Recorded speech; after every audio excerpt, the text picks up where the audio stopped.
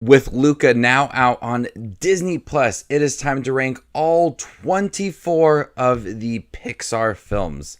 So let's get started. Welcome to my channel. My name is Justin. Here we focus on your favorite content from streaming services and in theaters. If you guys love to watch movies and shows like I do, you guys are in the right spot. Leave your list down below. How would you rank all 24 Pixar films? Let's get this list started. Coming in last place is Cars 2. I don't like Cars 2. Coming in at number 23 is The Good Dinosaur. The Good Dinosaur has a really good relationship between Arlo and Spot, but the story is very forgettable. This is a film that I think looks very charming, has really good designs for its characters.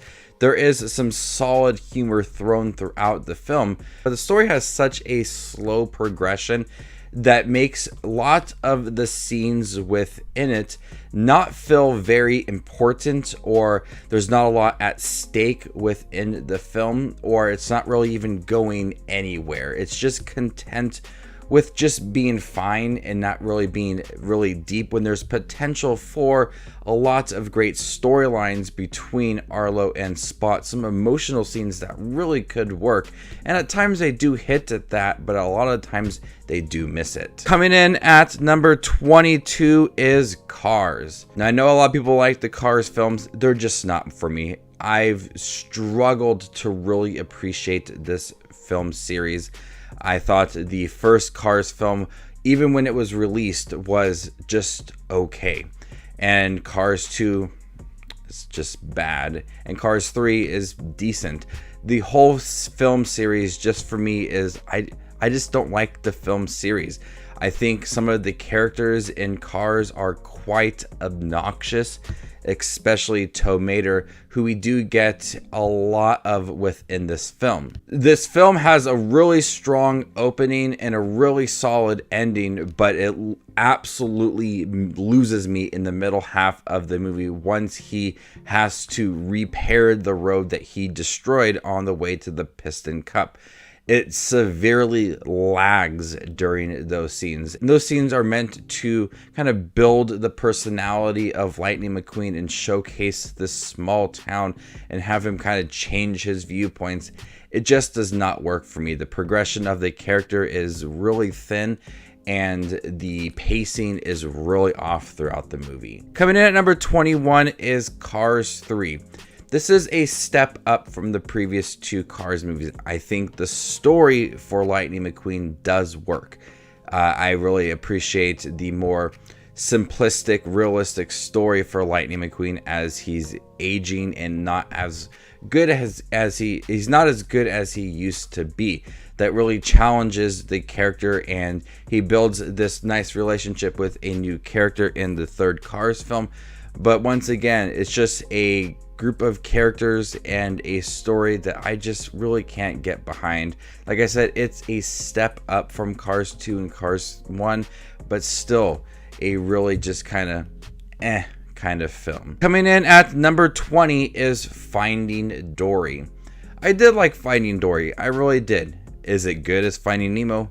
Not even close. I think Dory, once again, is such a likable character. She's a really good written character within this film. The other characters, not so much. They are likable in the movie, and I think they have some solid relationships with Dory, but they're just kind of there. They really don't add much to the film. And then we have Marlin and Nemo, who are just also kind of there. This is a movie for Dory. And there's only so much I could take of Dory, despite me really liking her. There's only so much that she can do in the movie, since she has very limited memory, and that really challenges her to recollect her thoughts and try to remember her past life with her family that she's trying to find.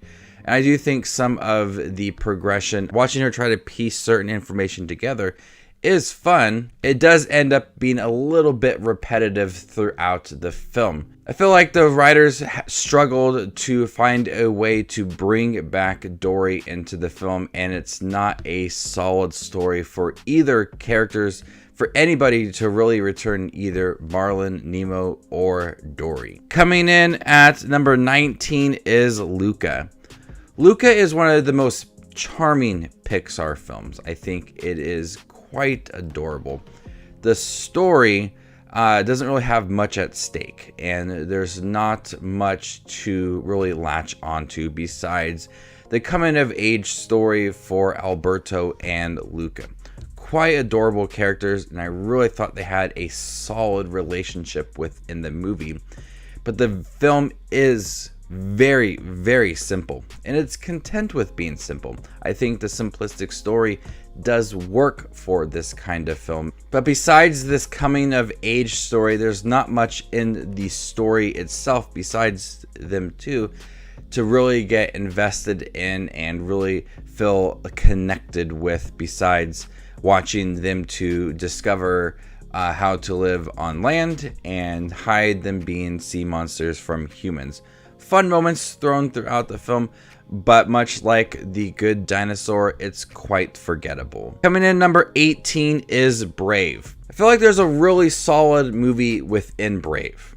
And if you took all the moments without the mother and the bear scenes, I think you would have something really personal to Merida.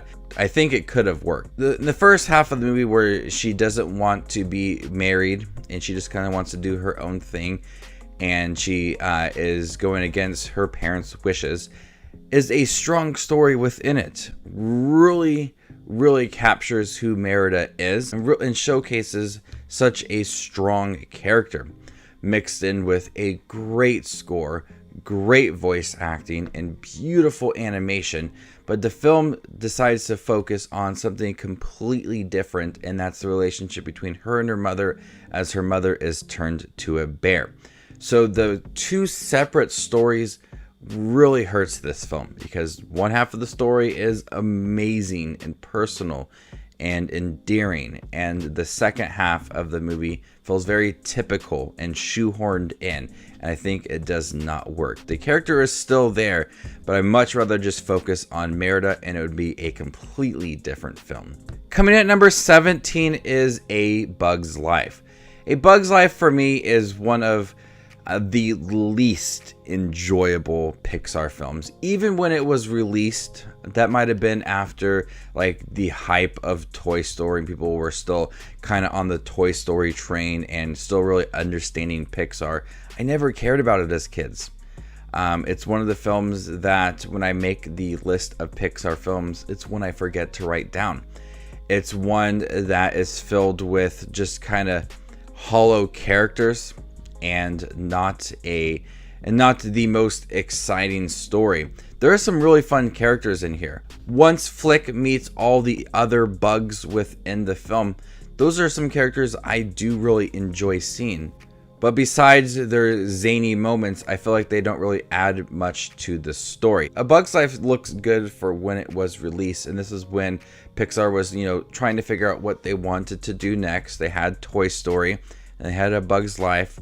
But compared to the two, they're just so vastly different, and A Bug's Life is very forgettable to me, and one of the few films, and probably the film besides obviously Luca and maybe Soul, is the one I have seen the least. Coming in at number 16 is Monsters University.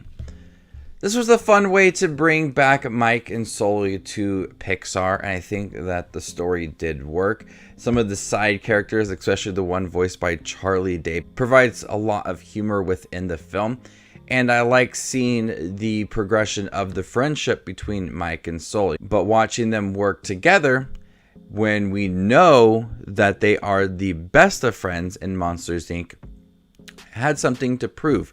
They had to showcase how they eventually did become friends. They had an end point in mind, and that was a solid friendship, and we did get there. I think from beginning to end, it had something that they had to work towards, and I like that within the story, going back to where you had to build them up as friends, and introducing a lot of things that we saw within Monsters, Inc., I think made Monsters University a lot of fun. It's not as deep and emotional as Monsters, Inc. It's more fluffy and innocent and fun compared to that film, but nonetheless, a really enjoyable movie. Coming at number 15 is Toy Story 4. I always thought Toy Story 4 never should have happened. Toy Story 3 is the absolute perfect ending to a trilogy. And there was always some point in me that wanted to see more of Woody and Buzz and the gang. And those little shorts that they were making, I thought just were the nice way to have that without having to bring back a whole new story. And the story in here is really focused on Woody and trying to find his place and helping this new character Forky and trying to have him be a toy for Bonnie. Just forget about Buzz and everybody else. Like, they were just there. They really didn't do much for the story. I think Toy Story 4 is funny. It doesn't hit as hard as the previous 3 films did. It's just I felt like it was just a way to bring these characters back without offering a lot. And yes, there was some very, very personal moments for Woody as he was discovering new things and trying to figure out what it meant to be a toy and kind of move on from things. Those moments do work, but also it's different from the end of Toy Story 3, which is my main problem for Toy Story 4 and why I think it should have never been made. Just end it at Toy Story 3, just leave it there and call it good. Nonetheless, I think Toy Story 4 was fun, introducing the new characters voiced by Keegan, Michael Key, and Jordan Peele. I thought were really enjoyable. And seeing Bo Peep once again was great. Just a film that left me very frustrated. Coming at number 14 is Ratatouille. Brad Bird's Ratatouille is a film that every single time I do a Pixar ranking, I try to watch a few films that I don't have the strongest opinion on. WALLE, Ratatouille, Monsters University, films like those I've seen, I just haven't developed the strongest opinions about them, and I always rewatch Ratatouille whenever I see a new Pixar film. It kind of grows on me every single viewing. Remy is a very likable character. Remy and the other rats in the film and the story itself and the character of Linguini and how Remy is controlling him through his hair underneath his hat never feels cheap. It doesn't feel like it's just a gag. It makes it for some really fun, really heartfelt moments between the two characters, and they build this solid relationship throughout the film. The zany moments and watching Remy and his love for cooking and helping Linguini really discover that as well makes for Brad Bird's second collaboration with Pixar one of the better original films that I have seen. It's one of the films that always creeps up on the list every time I watch it, and I do appreciate every new viewing with this movie. Coming in at number 13 is WALLE.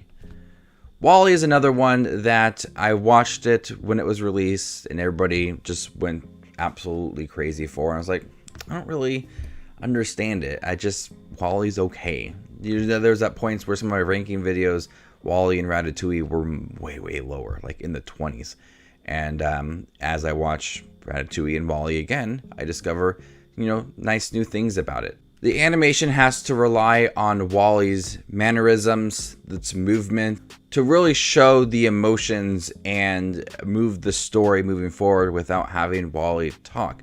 You can feel the love that WALL-E has for Earth because of his curiosity and as he's picking up things and examining them and collecting them.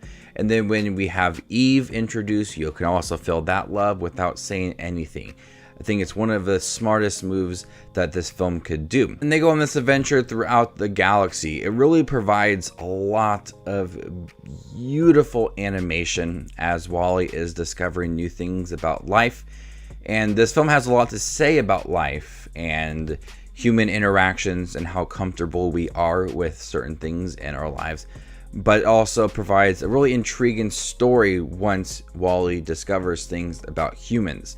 And his curiosity moves the character still forward as he's trying to help humans, and help Earth as well. Coming at number 12 is Onward. Onward is one of the most recent Pixar movies, and there's so many times that this movie hits hard with its emotional moments. The relationship between the two brothers in here and the story of them trying to find this magic ability to bring their father back for one day really hits home, and it hits hard. And the last scene in the movie with them and their father, geez, that was very emotional. I remember it being seen in theater. One of the last films I saw in theaters before the pandemic hit, and it was just watching these characters and taking what I expected the story to be and how I expected it to kind of wrap up, and really switch on that, and paid off in the end.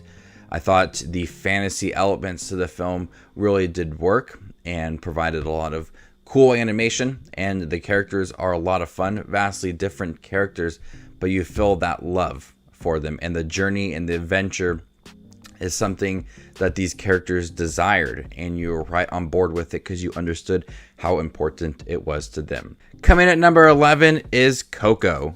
Coco explored a whole new world of the land of the dead, and similar to Onward, had a very strong emotional ending, one that is worth a cry at the end of the film. Has such good music in it as well.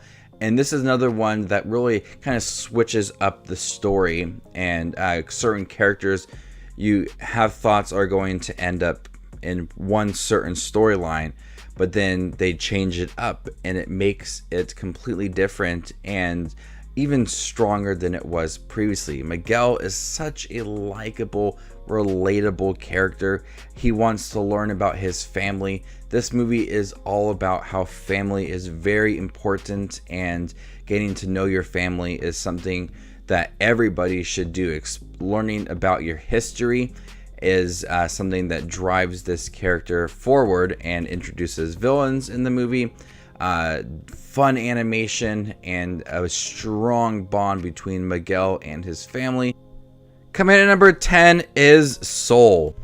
I love the story of Joe Gardner and how he's learning of his purpose in life, and watching 22, this soul with no purpose in life, and discovering her purpose since she never thought she would have one. And so discovering things about themselves make this probably for the most personal, small Pixar film. It's got really deep themes and really touchy subjects and really strong emotional ending that make this film more for adults, and very personal and heartfelt and endearing, and a strong viewpoint on life and death. Coming at number 9 is Incredibles 2. I think that it absolutely just feels like The Incredibles.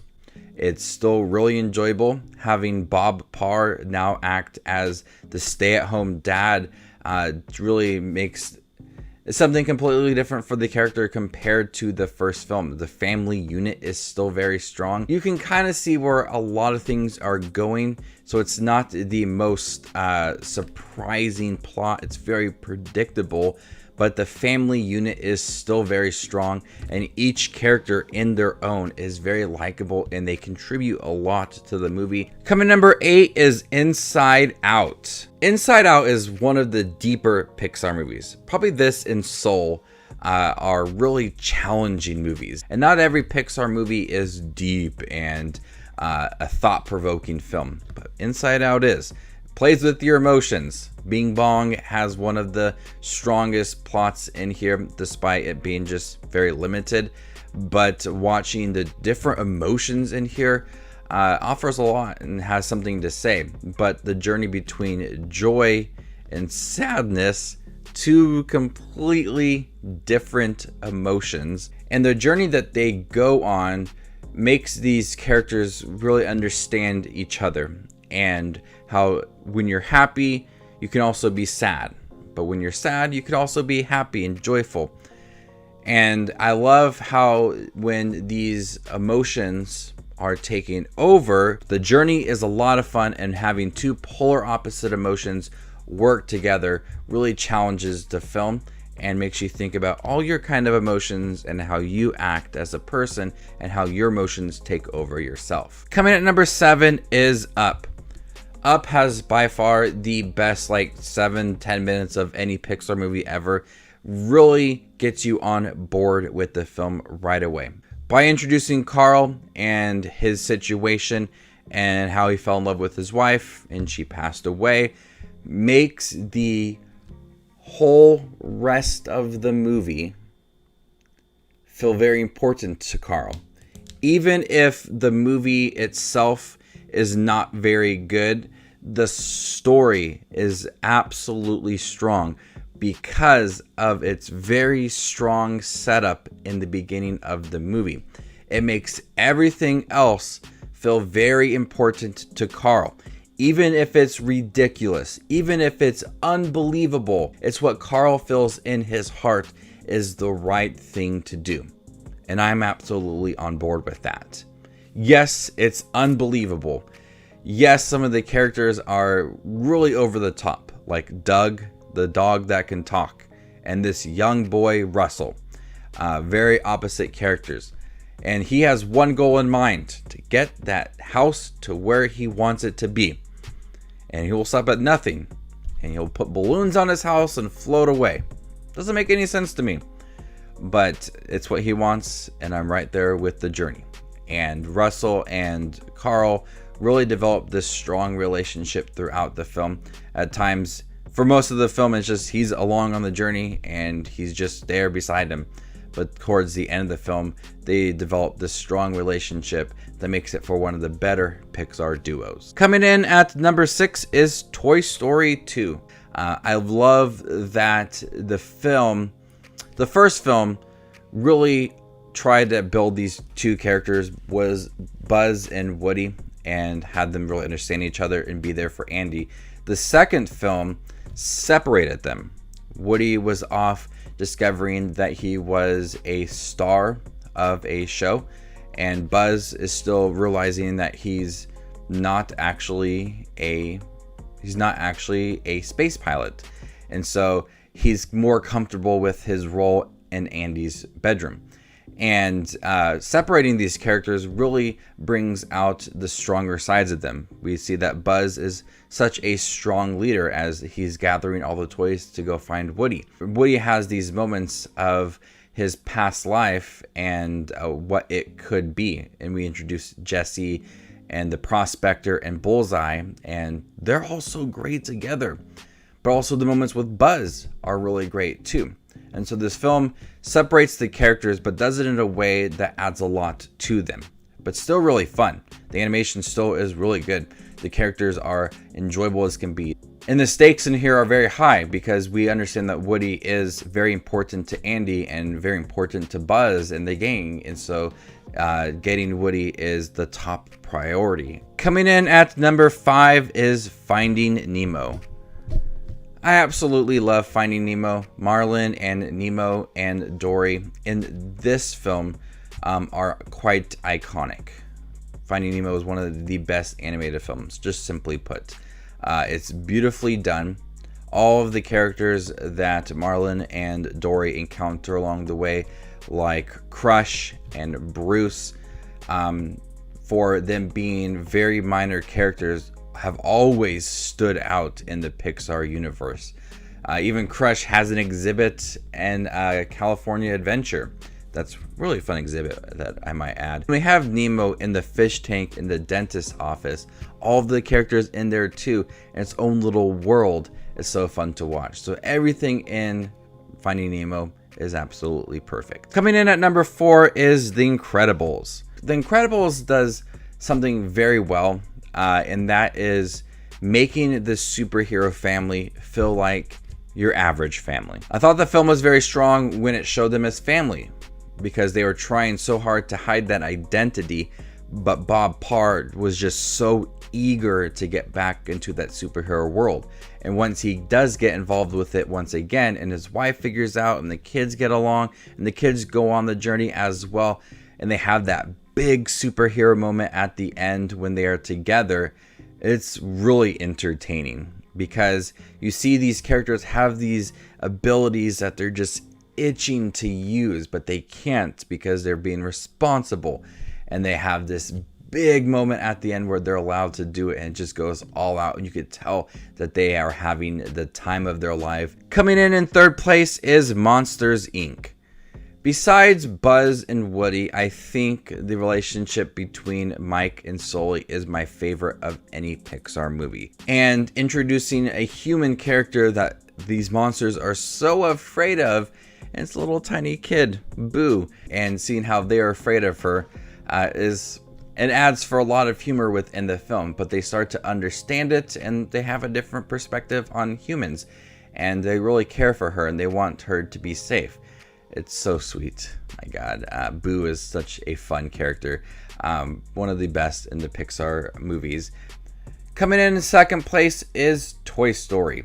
The first Pixar film is by far one of the best.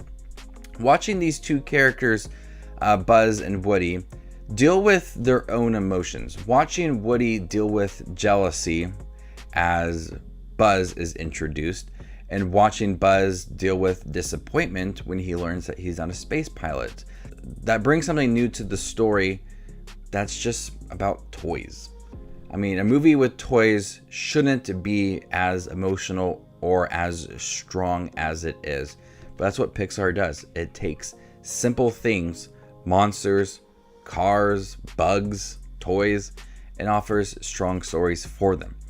So this movie, Toy Story, dealt a lot with human emotions within toys, and did it in a very realistic way. But not as good as my favorite animated film of all time. Coming in first place is Toy Story 3. Toy Story 3 offered everything I loved about the Toy Story characters. Two moments at the end made me absolutely bawl. When they were in the incinerator and they were accepting their fate, just holding hand, realizing that things are about to end. And then when Andy gave up all his toys to Bonnie. Saw it in theaters on graduation night, and one of the best theater experiences ever. The emotions in here are so strong because you've grown up loving these characters. And Woody's drive to return to Andy makes it very personal for Woody. And then we also see Buzz try to once again lead the pack and realize that, okay, we're at a new place, we're in a daycare. Andy has decided to go to college and he doesn't need us anymore. We need to be with other things, and that's Bonnie and this daycare.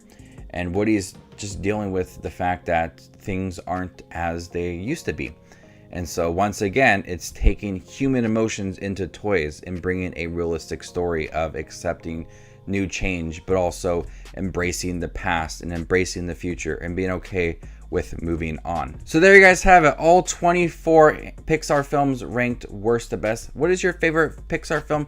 What is your least favorite Pixar film? Let me know in the comment section down below. Thank you guys for helping me hit 12,000 subscribers. I really do appreciate all the support. You guys are the absolute best. My name is Just Watches Movies, and you guys stay classy, YouTube.